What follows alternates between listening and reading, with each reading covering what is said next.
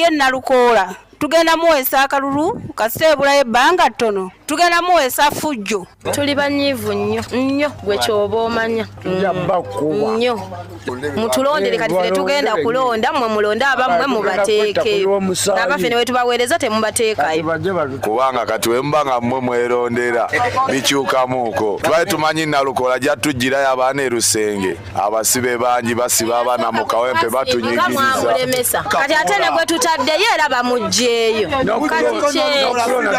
Bo bannamateeka ba Nalukoola nga bakulembeddwamu Puliida George Musisi ategeezezza nga bwe bagenda okujulira mu kkooti ejulirwamu kubanga ensalawo y'omulamuzi tebakkiriziganya nayo.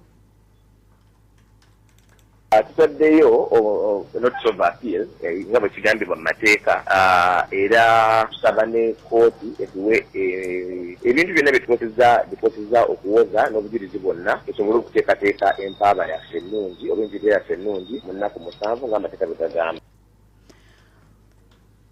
Eyo nga tuvuddeyo ye minisita avunaanyizibwa ku nsonga z'obulimi obulunzi wamu n'obuvubi mu ggwanga Honorable Frank Tumwebaze avuddeyo n'asaba abantu okwongera okulima lumonde kubanga alimu emigaso mingi omulina okumalawo enjala eruma abantu.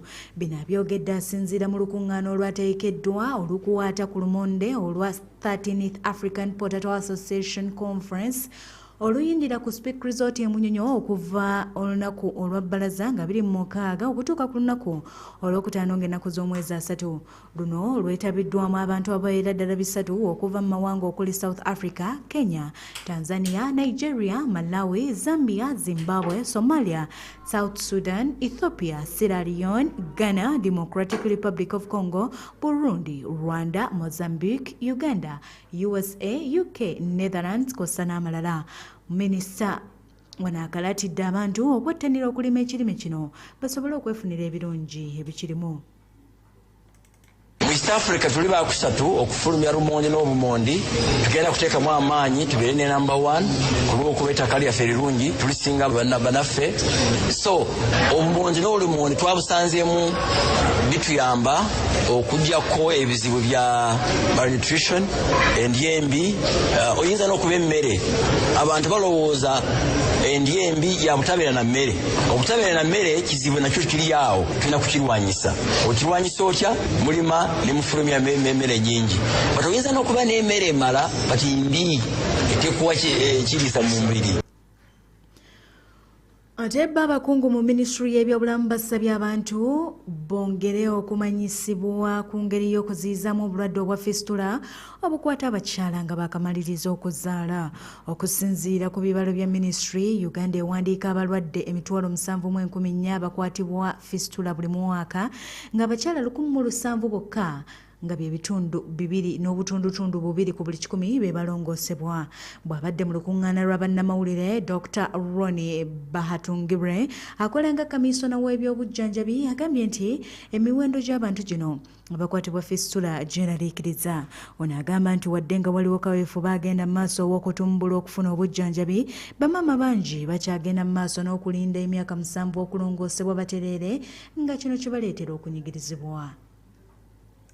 From the annual fistula report that was compiled last year, we had a huge burden in the past of over 300,000 women that were living with obstetric fistula, arising from the fact that women were getting fistula, but the repair side was not commensurate with the numbers that we were receiving on an annual basis. But over time, we've had an increase in the repairs, and we also found that women were waiting much longer to receive this service, and that's the reason why the burden was much higher. But of late, that waiting time has reduced from an over 10 of 12 years to now an approximate of about 5 to 7 years. For as long as we do not prevent fistula, the burden will still remain high because the repair component is still very, very. Dr. Geoffrey Mugisha akulira ebyobujjanjabi agamba nti mbakizudde nti Buganda, Ankole, Lango ne Busoga bye bitundu ebisinga okufuna abakyala abakosebwa nga bazaala. Buganda, Ankole and Lango have the highest number of birth injuries, and Rwenzori and Karamoja have the least number. West Nile contributes to 17% and Central contributes to 15%. Reintegration and rehabilitation of fistula survivors. At least 1,700 surgical operations annually are conducted in both government and private not-for-profit hospitals across the country. Bahatungire agamba nti gavumenti etongozza emyaka 3 mu Mbarara University of Science and Technology okutendeka abasawo abazaalisa omuli n'okujjanjaba obulwadde obwa fistula.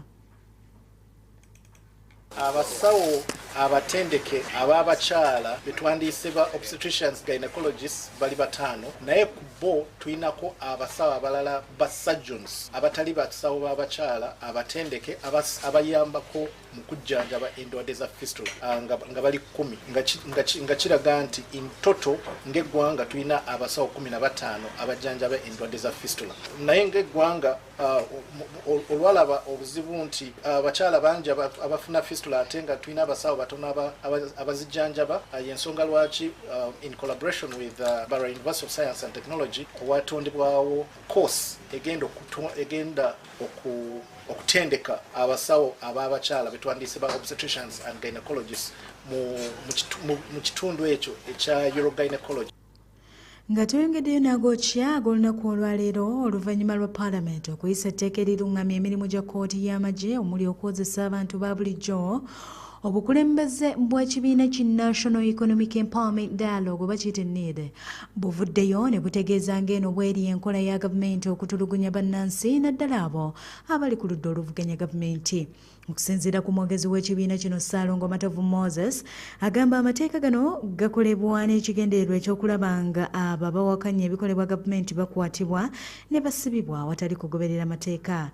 Mu mboozi ey'akafubo n'omusaso wa Radio Pal FM ono asabye ebibiina byonna ebiri ku ludda oluvuganya gavumenti okukolera awamu okulaba ng'ebikolwa ebirinyirira eddembe ly'obuntu bikomezebwa. Gavumenti okukomyawo ensonga ya court martial akyongera okulaga nti tubadde nga tukyogera ebbanga ddene nti gavumenti eno ekozesa amateeka okutulugunya abantu, eteekawo amateeka gaayo n'ebigendererwa okukwasizaamu abo abagivuganya, nti olwaleero bw'oyogerako bo kye balaba nti tekisaanye bagenda kukola kyonna kye bagenda okukola bakuteeke mu court martial kagweremu eyo. Wano nno nze njagala kusaba bannaffe bwe tuli ku ludda oluvuganya tuleme kutunuulira nnyo bibiina byaffe ebyobufuzi bye tulimu, tutunuulire olutabaalo luno nga koozi ey'awamu mwe tulina okwegattira ffenna okulwaniramu nga tulina eddoboozi limu okwenunula. Ono mu ngeri y'emu ategeezezza ng'ekibiina ki NED bwe kiri mu nteekateeka ey'okusinkana bannayuganda mu bitundu by'eggwanga eby'enjawulo wakati mu kwetegekera akalulu k'omwaka 2026 mu kusunsula abo abanaakwatira ekibiina kino bbendera ku bifo eby'enjawulo nga mu kiseera kino bali mu bitundu eby'eggulu era ono avuddeyo n'asaba abo bonna abaagala okuvuganya ku bbendera y'ekibiina kino okutandika okuteekayo okusaba kwabwe. Ng'ekibiina kya NED tugezaako okutalaaga eggwanga particularly tuli ggulu, tugezaako okusinkana abakulembeze baffe mu bitundu eby'enjawulo nga tutunuulira baani abagenda okwesimbawo. Twabaddeko Arua ne tuvaayo kati saawa tuli ggulu, tugezaako okutunuulira abakulembeze ab'enjawulo abeegwanyiza ebifo ku byobwa kansala ku bwa MP n'engeri tugenda obasunsulamu. So ye activity egenda maaso nga mu kibiina kya NED n'okukunga abantu okwongera otwegattako membership tugezaako okukikola. Ate ye yali munnakibiina kya National Unity Platform n'asala n'adda mu kibiina ki NRM Bosco Osila Lawino mwennyamivu olw'abakulembeze ba NRM mu disitulikiti y'e Nnoya olw'okumulemesa okuvuganya ku bukulembeze bw'ekibiina. Osila yava mu kibiina ki National Unity Platform ne yeegatta ku kibiina kya NUP mu mwaka gwa 2021. Osila agamba nti abakulembeze nga bakulembeddwa mu ssaabawandiisi wa NRM Richard Todong bamulemesezza okwetayiza mu kibiina ky'agamba nti kikyamu. When that process Notika taking place, Honorable Richard Todong was based on one of my on my opponent's side in her home, ordering things from there on what to do. You know what I'm going Todong. Penny ano I take evidence. One of my agents on the youth league Kikwanyo ni kwit kitero we aite bon boto duong kaki roasting enemiero uchiero kwa akija pot megomeri. Kapeka chubo risking poto kuyo. Pingo supporting and I don't know whether we were having opposition and NRM on that day. Look mo akiboto duong ano. Now, so Todwong was playing double standard. On my side, talk something else. On the other side, talk something else. Ate yo poliisi mu kibuga ky'Entebbe evuddeyo mu kiro ekikesezza olunaku olwaleero era neeyimbula abakulembeze b'ekibiina kya NOP ababeera ddala 30 abadde basibiddwa oluvannyuma lw'okukwatibwa nga bali mu lukiiko olw'okuteekateeka abavubuka abaagala okuvuganya ku bifo eby'enjawulo. Kati okusinziira ku Lilian Babirye ono nga y'omu ku bakulembeze b'ekibiina ki NOP era nga yeegwanyiza ekifo ky'omubaka akiikirira ekitundu kya munisipaali ey'Entebbe ategeezezza nga bwe beewuunyiza ebitongole ebikuuma ddembe okweyingiza mu kaweefube waabwe obw'okukunga abavubuka okwesimba ku bifo by'obukiiko eby'enjawulo. Lilian Babirye mu ngeri emu ayongedde n'ategeeza nga bwe bakyalemereddwa okufuna abamu ku bavubuka abakwatiddwa era ne basaba ekitongole kya poliisi okulaba nga batabannaabwe. Ensonga n'ezaatukwasizza tugenza okuteebwa nga ffenna tetunazitegeera tuzitegedde batuwadde bonde. Twategese olukiiko kulaba butya abavubuka bwe beetegese okulaba nti akalulu kano akabindabinda ak'abavubuka butya bwe beetegese bani abagenda okwesimbawo ani agenda okwasaganya kitundu ki tulabe nga tuteekateeka naffe ng'ekibiina tusobole okubeerawo n'abantu abavubuka abato abasobola okwesimbawo. Ekyatukubye enkyuku nti twali twakatandika bwe tuti buli geetu gy'otunulako nga baserikale batwetoolodde nga womanyi abavubuka bamu ne badduka era ne tugafa abakulembeze tulina babuuza ensonga ki. Temwawulira roadmap y'Electoral Commission nti akalulu k'abavubuka kagenda kugira tandika okweteekateeka. Mu malala ge tulinayo Soroti Resident District Commissioner oba muyita RDC w'ekitundu kino Paul Etheru avuddeyo n'alabula bassentebe b'ebyalo okwewala okujja enguzi ku bantu abaagala ennangamuntu zaabwe. Bino we bijjidde ng'ekitongole ekivunaanyizibwa kugaba ennangamuntu ekya NATHIIRAH kigenda kuddamu okugaba endagamuntu eri abantu ab'enjawulo. Etheru agamba nti abanaavaayo okusaba enguzi bakkangavulwa. Many times we have been let down by own people. You find that the LOC ones are the ones whom they are bribed. They give them money. Somebody comes, is a Muindi, is a Marabu, is a Congolese, and gives them money, and they captured into the system. So this is a humble warning to all the LOCs that please do not accept that kind of temptation. Because once we discover that anybody, for example, a foreigner has infiltrated into our system, from the village, the LOC one will be arrested because he's the first person who registered this person. The second person who will be arrested is the registration assistant who accepted to capture that information. The third one will be now the people in the office, the NATHIIRAH office, who accepted to approve a name which does not really rhyme with our country. And other people along the value chain will be arrested. Even our office here, the office of the DSO, office of RDC, we are all going to have a rope on our neck, especially if the person finds, a wrong person finds into the system. So, but before we are arrested, we are going to first deal with the LOC ones who are accepting to capture this information into the system wrongly. And the Ye Captain Joseph Chitumba ono nga District Registration Officer owa District eye Soroti asabye abantu obutalimbibwa nti IDs zino za kusasulibwa.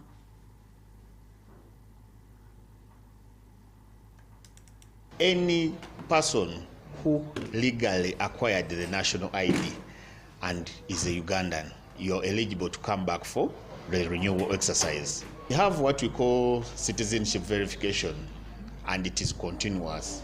Those who had acquired those IDs illegally, please be informed that that process of citizenship verification is continuous. So at any one point, those IDs will be confiscated. However, as long as you are a Ugandan and you acquired this ID legally, you are eligible to come for the renewal, and it is free of charge. Then we shall also be handling fresh registrations for all ages. Plus, we shall also be doing replacements for those who lost the IDs. In this new system, you're able to do the renewal from any place where you are. Changing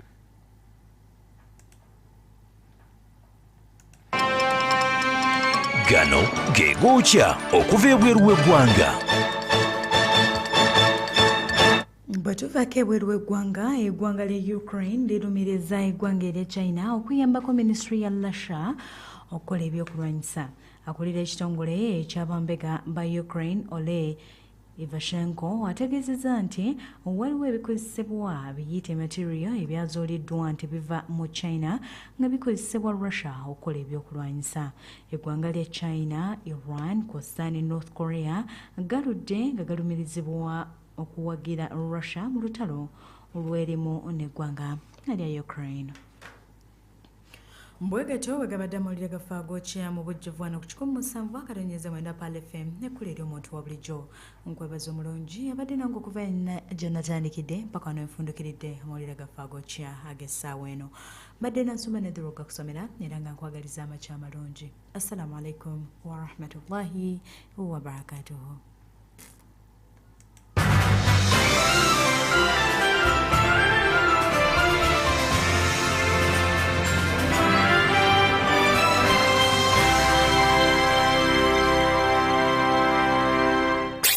Keep to the station. 107.9 Pal FM.